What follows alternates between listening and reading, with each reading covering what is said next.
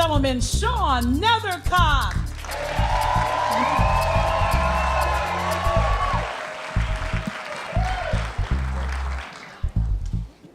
So we are 200 miles into our 500-mile hike on the Camino de Santiago in northern Spain. And we left the comfort of our home in Detroit to take this walk on this ancient pilgrimage path for really 3 reasons. One was we thought, getting in shape as we enter our retirement years, that's going to be a good idea. And 2 is that I really need to improve my fairly pitiful Spanish. And 3 is I thought a whole moving meditation to have a conversation with God would be great, and it would really build my relationship with God. And I have to say, 3 weeks in on this trip, I'm not doing so good at any of that. But let me step back a little bit. So the Camino de Santiago is this ancient pathway that goes from a bunch of different places, but it all ends up in Santiago de Compostela, which is a city in the northwest corner of Spain where the Apostle James is buried. And so the pathway, the most famous pathway, is the one that we're walking. It starts in the south of France, and you go up over the Pyrenees, and then you walk all the way to Santiago, St. James, San Diego, de Compostela. And this particular pathway was originally laid out by the Celts, 3,000, 5,000 years ago on what they called a ley line, a power line. And there's standing stones all the way across it. But also, this is, been a pilgrimage, a Christian pilgrimage, ever since they reburied the Apostle James in this place where he had done so much work. And so it had been a pilgrimage path since about 600. And all those years, people had been walking it, millions and millions of people. And it had almost died out. And in 1989, 16 people had walked and completed the whole path. But the year before we walked, 250,000. And the year that we walked, it's 276,000 people are out walking this pathway 500 miles to Santiago. And so what you need to understand is, first of all, this is not a wilderness hike.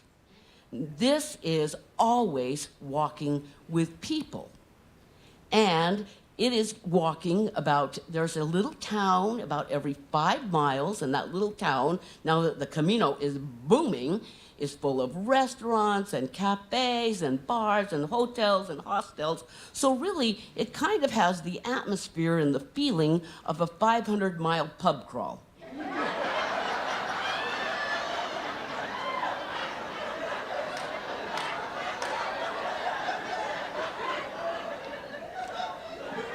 Matched with the lines and waiting to go to the bathroom of going to Walt Disney World.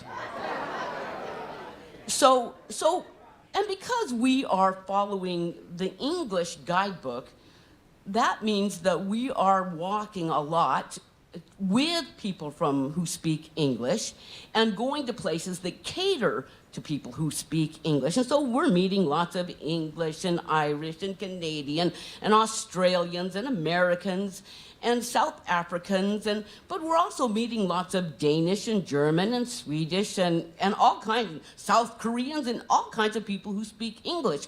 And so my pitiful attempts to speak Spanish are going nowhere. I go into a place to order trying to speak Spanish. I try it in Spanish and they answer me in English. So my Spanish part, not so much. In fact, it'd be entirely possible to do the entire Camino de Santiago in English, and a lot of people do. So, and really, even though we are out there on a pathway laid out by the Celts as a spiritual path marked with standing stones, and even though this is one of the 3 great pilgrimages of Christianity, and even though this is the very pilgrimage that St. Francis of Assisi walked, and even though there's cathedrals here and chapels there and holy sites there and there, nobody is talking about God.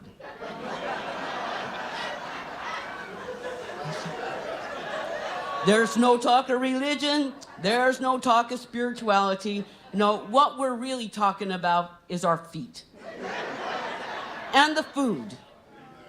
And what we're really talking about is you know, there's a saying on the, you know, when you take the Camino, that you will get to know your feet in ways you never thought possible. And this is true, and I know this for a fact because my boots failed 80 miles ago. And I've been walking in sandals, and my feet are a mess, and every step hurts, and I've got bandages, and I've got wrappings, and I've got ointments, and I've got this whole routine to try to keep my feet going. And I have to say, my feet are in a lot better shape than many people's. And I remember we were coming up to one of these, we were walking along, and I see this young woman just weeping on the side of the road. And she's got her shoes off, and her feet look like hamburger.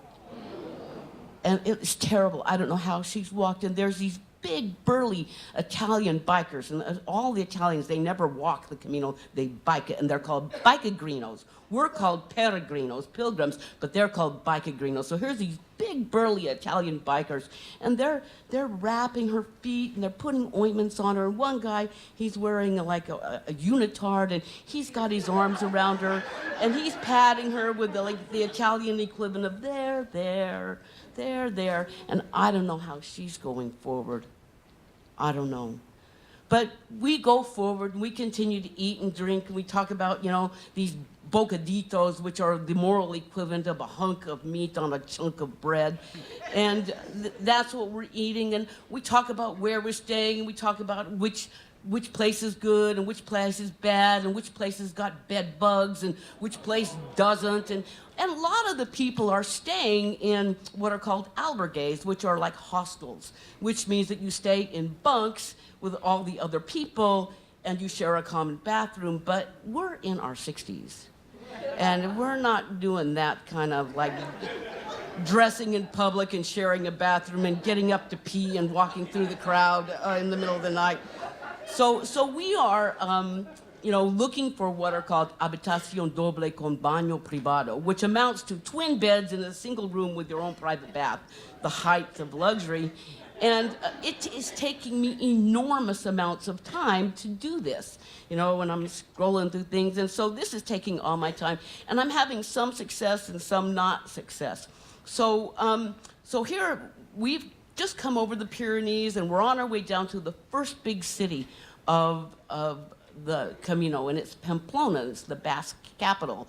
And I found this place, and it's called the Gastropub, and it's got lodging above it, and we're excited because we're going to the big city, and we're going to go to a nice place to eat, and we're going to have a nice place to stay. So we get into Pamplona, and we walk past the cathedral section, and then we walk past the pilgrim section, and then we walk past the tourist section, and then we walk past the commercial section, and then we walk past the kind of resident section, and then we walk into this warren of scrubby little streets and funky little alleys, and we finally find our way to what they said was a gastropub, but no one's eating. Not a soul is in there, and we go in and we say, "Hi, we're here for the lodging."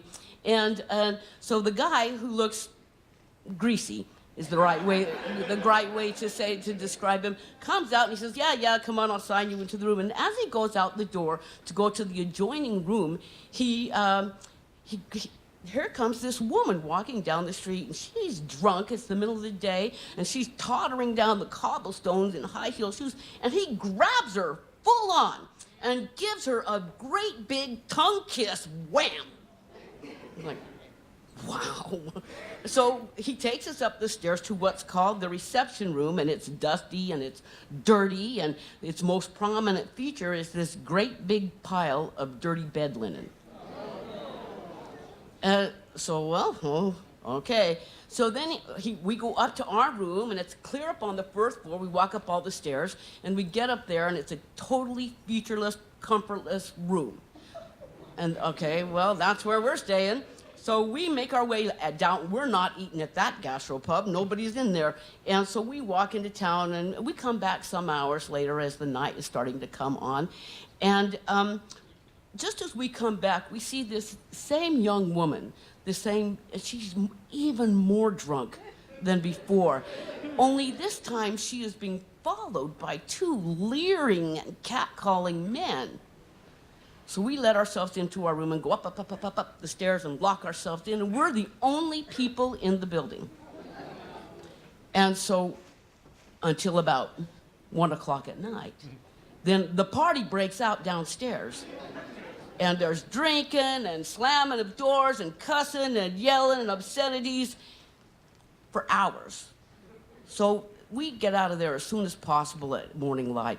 And we make our way down the stairs, and the rooms are all open, and they're all empty, and they're all a mess. There's liquor bottles everywhere. And we let ourselves out. It dawns on us, we've just spent the night in the whorehouse.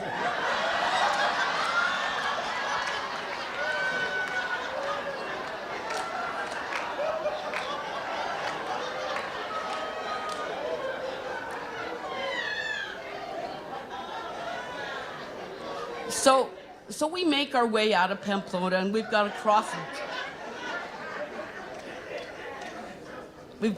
the desert where the dust is so dry it burns our eyes, it burns our throats. We've got to walk through the endless vineyards of Rioja. We go through all these medieval towns with little warrens of streets and tiny little doors, and we follow these ancient and slow-moving rivers with caves along the banks where medieval hermits and saints lived, and it's been so interesting. But now we've had to climb up over the place where the first, the Spanish Civil War, and we enter this valley, and it's a perfectly ordinary valley, almost kind of featureless, low grass with just some limestone cliffs and ridges around it, and it looks perfectly ordinary. Except that it's not. It's perfectly extraordinary, because in 1979, some railroad workers were cutting cutting some land to put in a new railroad, and they accidentally opened a cave. And when they opened this cave, they saw that there was all kinds of bones in there. So they called in the state anthropologist, and the anthropologist came to see what those bones were, and everybody was surprised to find out that these were not recent animal bones, that these were human bones. Well, not exactly Homo sapiens, and not exactly Neanderthal. In fact, these were a whole new species of humans. These were they called them Homo antecessor, the humans from before. And the amazing thing about Homo antecessor is they arrived in this valley from Africa 500,000 years before Neanderthal. And so this completely changes the whole view of how history is working, because we had always been taught that the Homo sapiens had arrived from Africa about 50,000 years ago to supplant the already present Neanderthal. But here these were the ancestors of the ancients. Here these were tool builders who buried their dead, who had been there for 1 million years. And as they began to open up other caves in this valley, they saw that there has been a human presence in this valley of northern Spain for 1 million years. There they were, antecessor, Neanderthal, Homo sapiens, Neolithic, Romans, medieval, Renaissance, now. 1 million years of uninterrupted human presence in this valley. And it's mind-boggling. And so we want to go to see the headquarters. We want to go learn more. But it's Sunday, so it's closed. So So we have to climb out of the valley, and you have to climb out of the valley over a place that's called El Alto del Cruz, which is the height of the cross. And so, okay, so we better start going up. And so we start going up, and pretty soon the path turns into just terrible. And so it's, imagine, if you will, head-sized boulders. And we have to walk from one head-sized boulder to another, kind of placing our walking stick, putting one foot on, placing the walking stick, put another foot on, about 2,000 times as we climb up this hill. It is hard, hard work. And even though the country is beautiful, it's all we can do. And we're glad that we're at least not dragging our bicycles up there, which 2 Italian bicagrinos are doing with us. So when we get to the top, the first thing we see is a sign that says, "This is the best view on the Camino." And, you know, it might be, because there off in the distance is Burgos, the ancient city of kings. And over here to the distance is a line of wind turbines rotating in the wind. And back there, that's all those ancient and nurturing caves. And over here in a series of valleys, a huge forest. So the bicagrinos jump on their bikes and go riding off, hoping, I'm sure, that the way down doesn't suck as much as the way up did. And so we go over, and there's this huge cross, and it's about 15 feet tall and decorated, as all of the crosses are, with what are called pilgrim prayers. And there's rocks, and there's ribbons, and there's flags and boots, of course.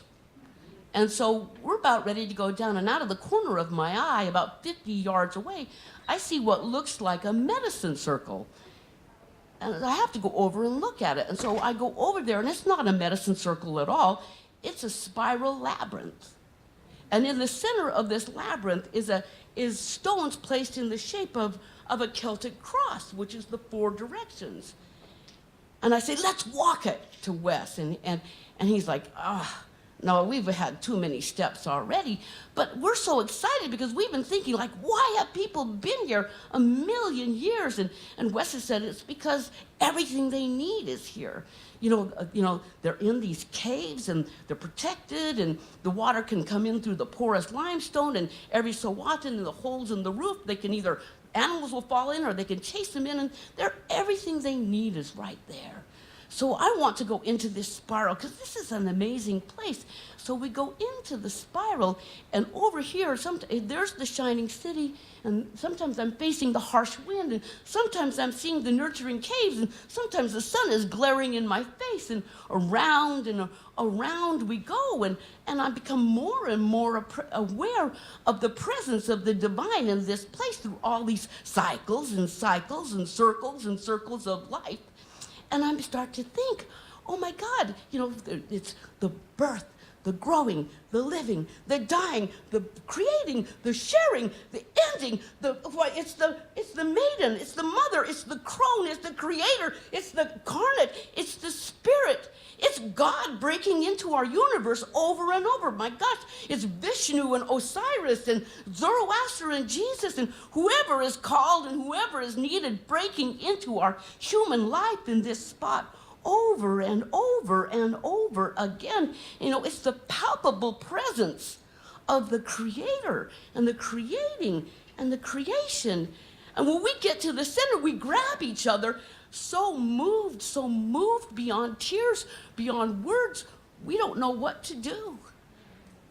And we make our way out of that spiral, and we are jubilant. We are jubilant. And we start to walk down the hill, and we've got to go through a couple of valleys to get there, some ridges. And, you know, these valleys are held as open range for cattle. And so we're coming into one, and it's a very domestic scene, and because there's a bunch of cattle there, and these are like Brahmin-type cattle. And so you know the type from India, right? You know, the big humps, the big wattles on their neck, the big horns, and you know, real sleek looking. And I'm not scared. So there's mama cows with, big udders, and there's little calves, and there's a few steers, which, are the castrated young males of the herd. And there's one standing there right there on the path, and I'm no worry, I'll just shoo him when I get there. But there's a couple of hikers coming up behind us, and they're young, and they might be Spanish or Italian, and probably urban by their haircuts and the clothes that they're wearing, and they're not liking it at all. And so as I start to walk towards this steer, this woman behind me screams, "Guardate, señora!" And at that, the steer runs over to the right, and they run off to the left while she screams, "Ay, Dios mío!" And Wes and I look at each other like, what the heck? And I think, did she think she was going to be gored? And who's afraid of domestic cattle? Not me. I'm the daughter of an agricultural extension agent. I'm not a... And then this truth hits me. That we didn't need to go anywhere to find God. God was always right there. There's God breaking into our petty concerns over food and feet and undoing our measly understanding of time and self and meaning. There's God in the stones coming up, and God in the cow standing there, God in the poor prostitute on the corner, God in those Italian men patting her there. God everywhere. God in me, God in you, God in them, everywhere, always and forever. Amen.